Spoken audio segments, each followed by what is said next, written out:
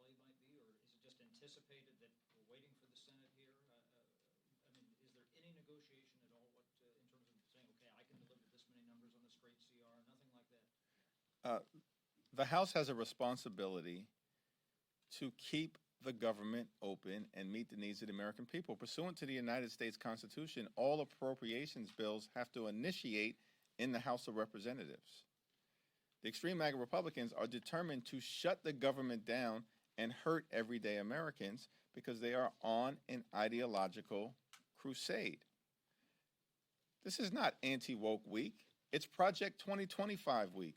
In fact, every week is Project 2025 week, because that is the extreme MAGA Republican agenda.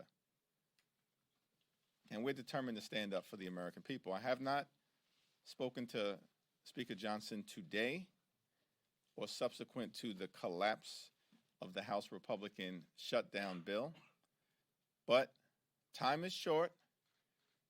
Our staffs are in communication with each other, and what occurs over the next few days will be determinative as to whether we can find the common ground necessary to fund the government, avoid a shutdown, and meet the needs of the American people. This should not be complicated. In May of last year, more than 300 members of the House of Representatives, including a majority of House Republicans, supported the Bipartisan Fiscal Responsibility Act, which set top-line spending numbers for fiscal year 2025. And we all agreed that partisan policy writers would be left out of any appropriations bills. House Republicans are violating their own agreement. Why? Because they want to jam Trump's Project 2025 agenda down the throats of the American people, and in the alternative, shut down the government. That's reckless and irresponsible. We will continue to stand up for the American people. Would that include money for the Secret Service?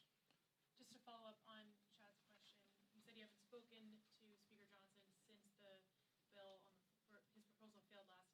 Can you characterize more generally what your conversations with the Speaker have been on this? Or are you guys on the same page about how this ultimately will end? Does the Speaker understand that this is leading towards a clean CR? Any private conversation with Speaker Johnson will remain private.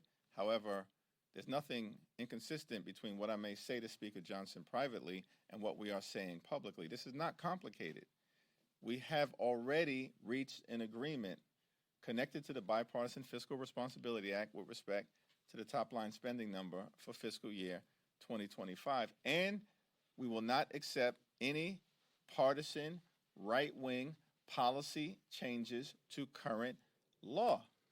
That was an agreement that we reached last year, and we expect that agreement to be kept. We are also, as House Democrats, not going to allow Republicans to cut $12 billion in funding for veterans' health care that would undermine our ability to meet the needs of veterans who are suffering painful exposure to toxic substances, burn pits, and Agent Orange.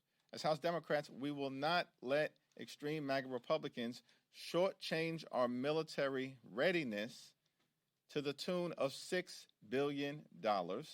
And we will also not let House Republicans fail to meet the needs of the American people who are suffering from the harmful impact of extreme weather events by shortchanging the American people by $25 billion. And so there's nothing inconsistent with that public position that I might otherwise say to Speaker Johnson privately.